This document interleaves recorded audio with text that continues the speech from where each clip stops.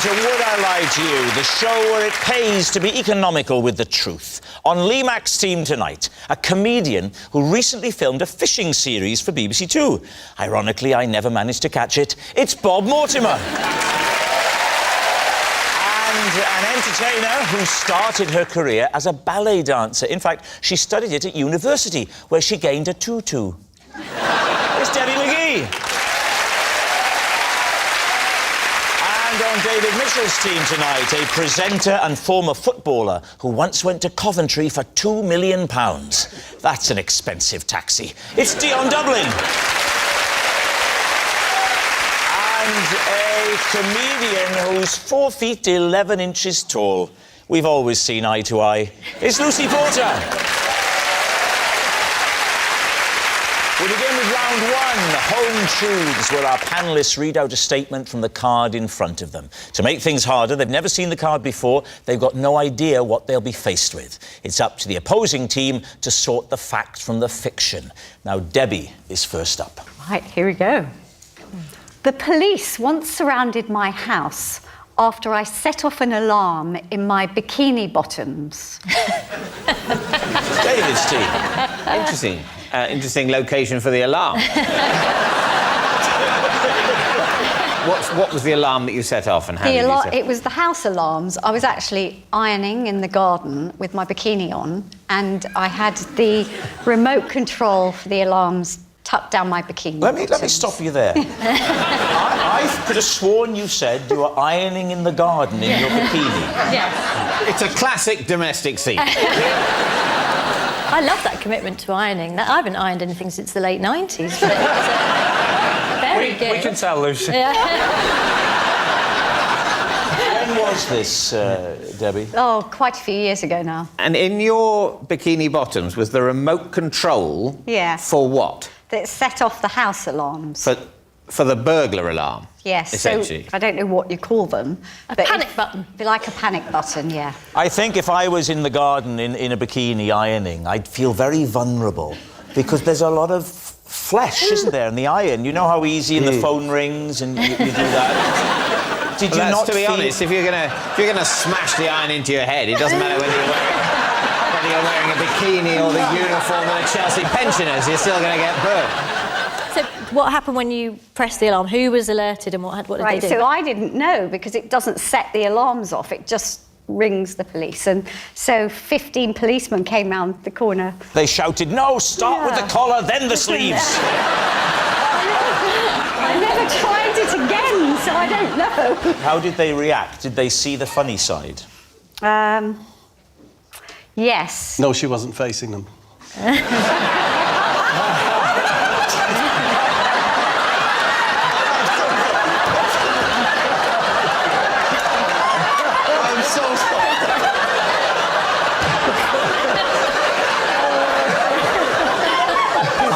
I know that's rude, but I can't quite figure out why. OK, well, I mean, it's elaborate, it's odd, it's unusual. Is it true? In my younger days as a sun worshipper, I would do anything outdoors. When you're young and you want a tan, you just do anything. What do you think? Oh, I think... Wow. You know you had to make quicker decisions on the football pitch, don't you? I think that's true. You think it's true? I think you think it's true? We think it's true. They think it's true. Debbie, truth or lie? It's true.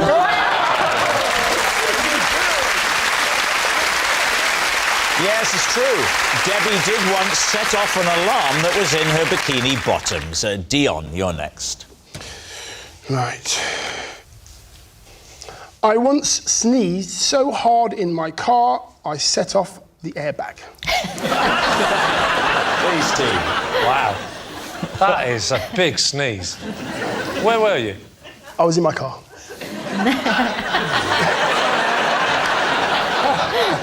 Whereabouts was the car in the country? I was on a motorway. Oh, you were travelling. At what speed? Yes. About 65, 70. Are you saying that you sneezed and the airbag went off, or are you saying you sneezed, crashed the car, and the airbag went off? I sneezed, airbag went off, and because I was on the inside lane, I just Pulled over. It's the sheer force of the air from your nostrils and mouth. This can't have happened since your birth on the planet Krypton. Did you contact the manufacturers? Can you tell us which kind of car it is? It was an Audi A7. Was it? Yes. Are you sure it wasn't an Audi do that because it doesn't sound feasible? Take us back to the beginning, Dion. Yes. Where were you travelling to? I was on the M6 going from Warwickshire to Manchester. What did you have to do? For work, yes. And what is it that you do? I talk a little bit on the TV. So you're some punditry. I was going to do final score of Match of the Day or Football Focus. So, Dean, you didn't cover your face when you sneezed. No, 'cause so that's a naughty boy, isn't it? Not as naughty as driving without using your hands. Yes. Shoo! See, I'm very polite. And would you say that, as a rule, you are a loud, violent sneezer? Because some are. Some give a little... Yes. And some go... Gah! There's one thing worse than both of those, and that is the people that threaten to do a big one, and it's a little one. You know, the ones that go... Stop those. They do my head in. What's the build-up for, then? Where do you fall? Which of those camps are you in? I'm quite a loud, violent sneezer. You are. Which I didn't think I was until I nearly killed myself. Did you make it to work? In another car, yes. Who picked you up? The dealership. I just rang the dealership straight away. You rang the dealership? You don't ring the dealership when you've had an accident. Because I was on the M6, I was close to where the dealership was, and I thought that would be easier for them to come out and deal with my car. I'd get a new car as well. They gave me a new car. So the dealership... This is the focus of disbelief. Dealership? The dealership I got the car from was in Warwickshire. Right. So I called them. I know the guy that owns the just set off. dealership. I know the guy that owns the dealership. What's his name? Send someone out, Lee. Lee... Oh! Is that right? Is his surname Mac? What's his surname? What's Lee's surname? Beacon. Oh, is that why you could see him from so far away? Did Lee personally come and pick you up? No, he sent one of his staff. What was his name? Was it Debbie? Bob. Bob. What was Bob's surname? Light bulb. Is this true? What are you thinking, Bob? Well, I'm thinking that big lad like Dion, maybe it could do it. I always go, achoo, pussycat, whoa, whoa, whoa. I've always found it amusing. Achoo, pussycat. Bang! I say true. Debbie? I just think if it was true, it would have happened to a lot more people, and we can't do that sort of research. That's the trouble. The scope for research before answering the question is very limited. I always think if we could go away for a couple of weeks, really work on the questions, then we get a lot more right. But...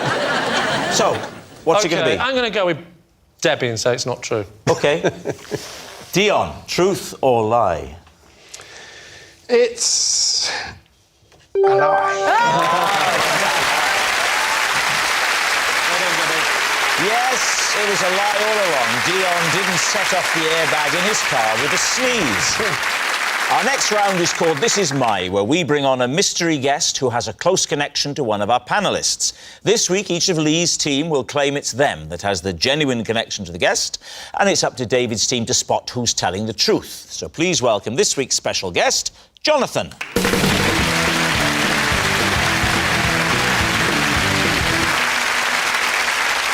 So, Debbie, what is Jonathan to you? Well, this is Jonathan, and when he was a baby, I used to pull him out of a top hat. Bob, how do you know Jonathan? This is my friend Jonathan, and I have brewed 3 award-winning beers with him. Right. And finally, Lee, what's your relationship with Jonathan? This is Jonathan. One Sunday, the two of us spent 3 hours trapped in an automatic car wash.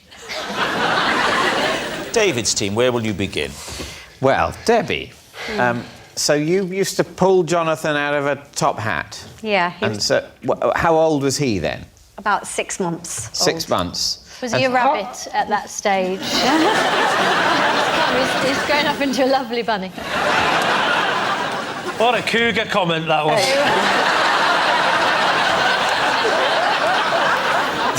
He's going for it though. Look, he's aflame with desire. Look at him. He's got the right hairstyle to be pulled out of a top hat.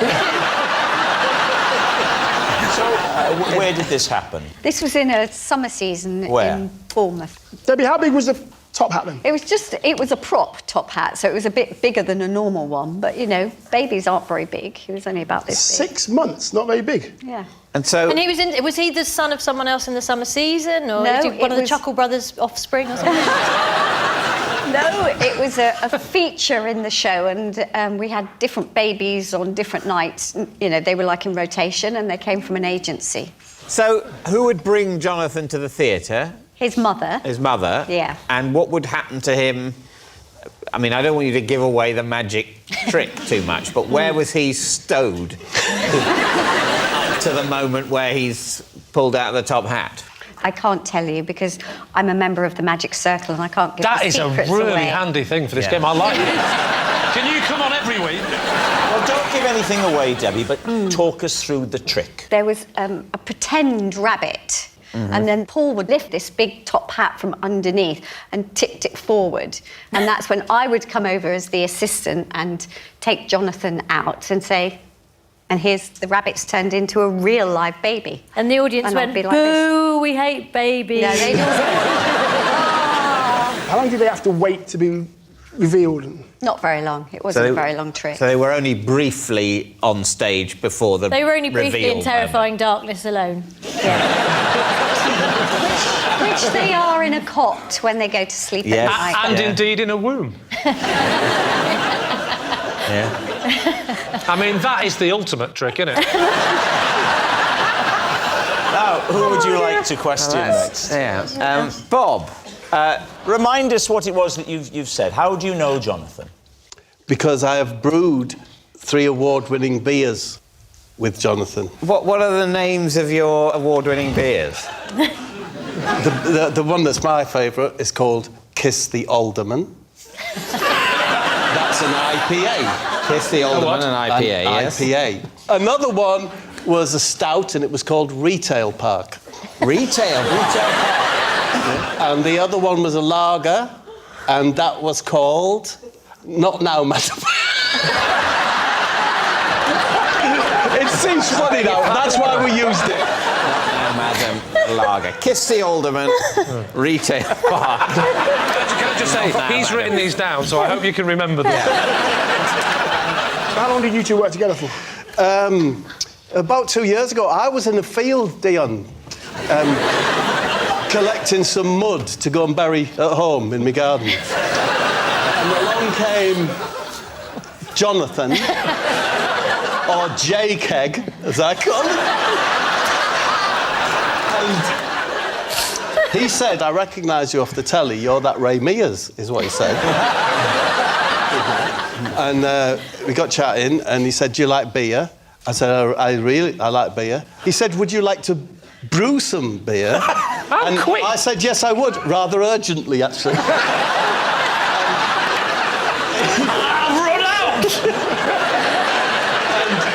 And he's got a brewery, JPEG. Yeah. It's a lean-to next to a barn, right next to the field where I was. It's quite big, actually. It might be a lean 3 or a lean. So I went in this marvellous little brewery that I'm imagining, and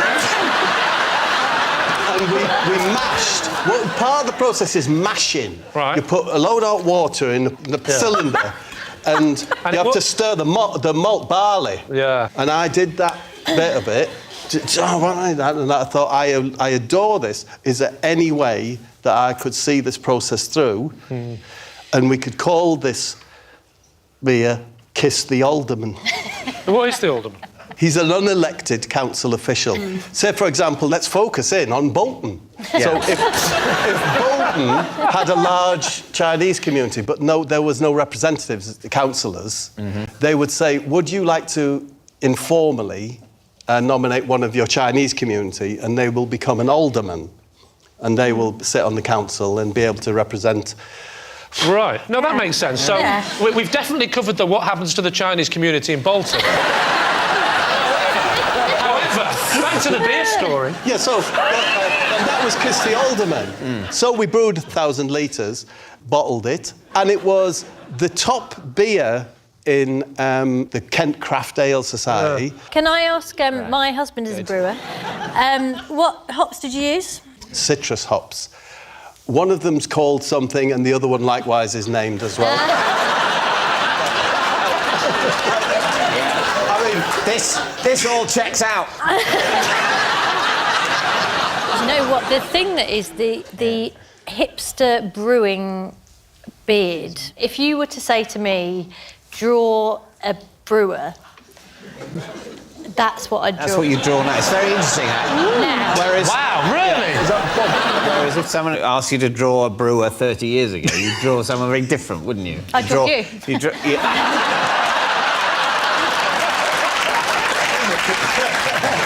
Now, what about Lee? Lee, remind us of your claim. This is Jonathan. One Sunday, the two of us got trapped for 3 hours in an automatic car wash. Where was it? Where was the car wash? It was just outside the car.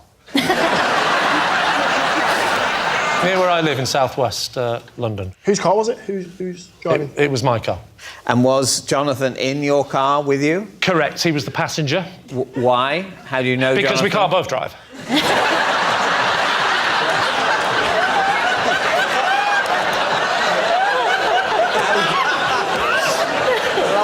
How do you know Jonathan? I know Jonathan because we're in the same football team.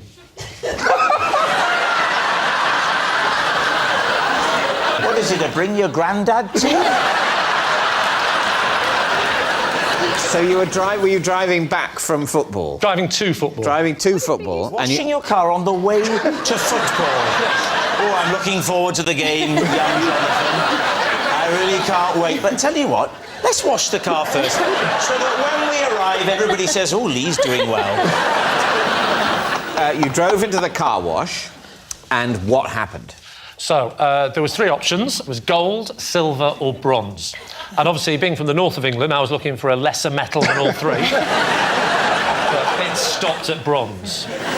So I went in and I said, can I have a car wash? And he gave me the token, and I went back out and I Was it a token? Sometimes it's a code these days. All right, then what he said was, the token is where the squirrel likes to hide.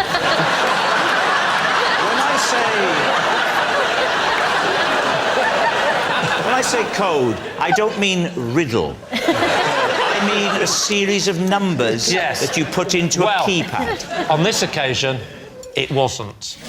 You put the token in the slot. Yes. You advance into the car wash. The weird things start going. Yeah, so the big brush at the front that goes over your bonnet, that came towards us. Yeah. And then the side ones came. It was the side ones that caused the main issue. They got to the door, stopped, and just kept doing that. And we couldn't open the doors. And it did not stop for 3 hours. I know, it sounds unbelievable. What? Why don't you climb over into the back seat and get out one of the rear doors? Because it's a 2-door car. And I'm assuming this happened before the invention of the mobile phone. No, that was not true. It was during the invention of the mobile phone. During it? During the invention. In fact, do you know what we did? We were so stuck, didn't know what to do for 3 hours, we decided to invent the mobile phone. No, it was... his phone was in his sports bag in the boot. Where was your phone? My phone was with me. Why didn't you use your phone? Because the battery had gone. How did you eventually get out? I absolutely screamed and screamed, and this stranger passing by saw a big button on the thing that said, emergency stop. So he pressed the button, and it stopped. And when it stopped, it reset itself back to how it should be. We opened the door, and I went in. And he went, you're back again. I said, yes, that's about my car. So what's up? I said, tell you what's up. The doors are phenomenally clean. All right. We need an answer. So, David's team. Is Jonathan Debbie's magic mate, Bob's brewing buddy, or Lee's car wash companion? I can't believe Lee's story is the kind of story I would have to invent to tell my husband if I'd been in a car with Jonathan for 3 hours.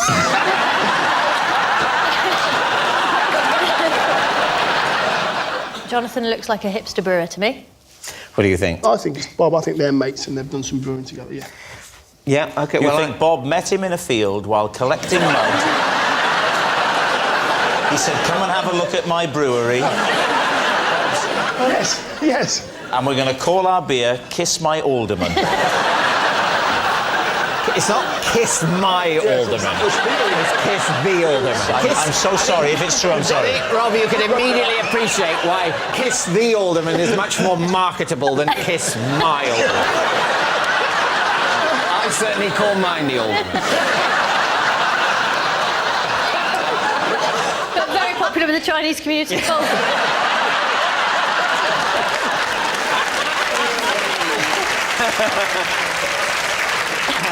So, David, what are you going to say? I think my team thinks it's Bob. Yeah, but let's go. OK, you're going to say Bob. OK. Jonathan, would you please reveal your true identity? I'm Jonathan, and I brew beer with Bob. Yes, Jonathan is Bob's brewing buddy. Thank you very much, Jonathan. Which brings us to our final round, quickfire lies, and we start with... It's Bob. Sorry? It's you, Bob. It's apple pie tonight. Is it? Since Friday, then? Yes. Following advice from Chris Rea, I always crack an egg into my bath. I've done for 22 years.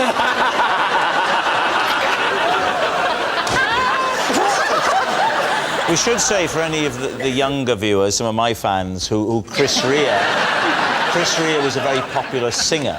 When did Chris Rea give you this advice, and in what context? I was making a single for Middlesbrough Football Club's FA Cup appearance called Let's Dance, which I did with Chris Rea.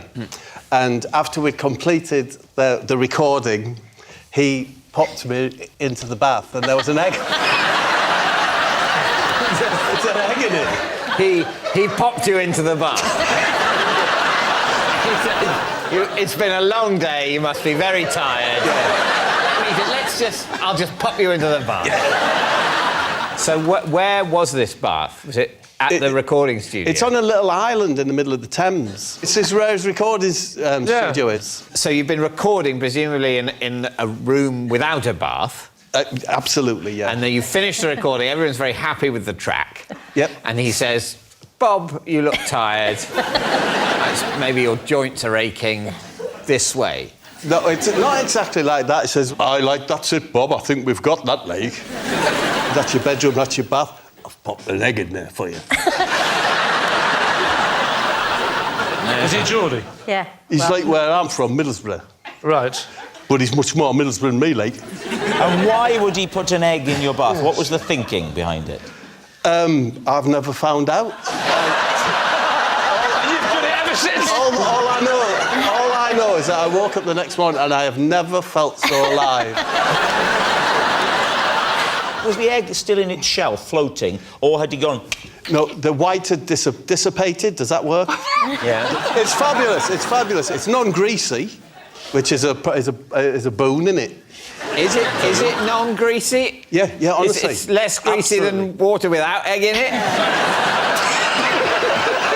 Do you have to mix it up, or do you just crack it and let it float? Do you know what? You get in the bath, even in the bath where I am now, and you get in and you really don't want to burst the yolk. So the white goes, but the yolk's there, and you move like that, and you try and get it to come towards like that. And I don't know why, but you just do. Have you ever had it get in your mouth? You get it like that. And then you get the yolk, and I use it for hair conditioner. Really? I don't have much hair, but to condition the hair on my skin. So, just going back to the original occasion, Chris Rea had already run you a bath. I forgot about that detail.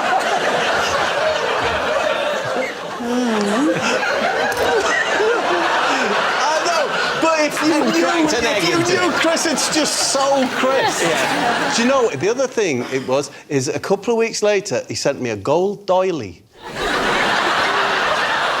Right. To dry yourself off. I don't know. But so, I'm just saying, these things are just so Chris. Do you think that the way Bob describes what happened to the egg white, is that... He says it just dissipates. Is that If your bath plausible? is hot, then you're going to have a poached white. I'd have thought the white would turn white. And Well, there'd be bits of white. How hot is your bath? Your bath is hot enough that an egg could poach. Well, I in don't it. know. Your claim is that it dissipates. I'm asking my team whether we believe that it would dissipate. Because if, for example, at the temperature of bath, say 39 degrees Celsius, the white would turn opaque, then your story doesn't check out. Agreed. Yeah, Absolutely agreed. I think... What do you think, David? I think it's fair to say that if anyone else had made this allegation about Chris Rea and an egg in their bath, we wouldn't be giving it a moment's consideration. Somehow, coming from Bob, it might be true. It's true. I think... You think it's... I think it's true, because he's been about a bit, Bob. No. I think the white would poach. Yeah, Yeah, I think the egg is the the important chemical part. analysis of the behaviour of the albumin. David, honestly, one thing, please don't base it on the albumin whitening. It does not happen. It does not. I can't have a bath at 80 plus degrees. Is that the temperature at which an egg white will 80 it'll start at about 80, yeah. Honestly, please don't base it on that. What should I base it on, Bob? George... What are you going to say? Instinctively, I believe it. We're going to go true. You're saying true. OK, so Bob, Chris Rea, eggs, baths. Is it the truth or is it a lie? This is awful. I was telling a lie.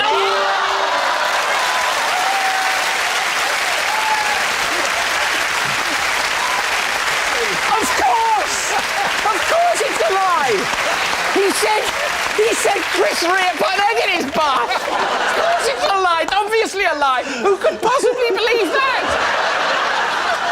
It'd be more likely that someone was stuck in a car wash for 3 hours. Yes, it's a lie. Bob doesn't crack an egg into his bath following advice from Chris Rea. And that noise signals time is up. It's the end of the show. I can reveal that it's a draw. Thanks for watching. We'll see you next time. Good night.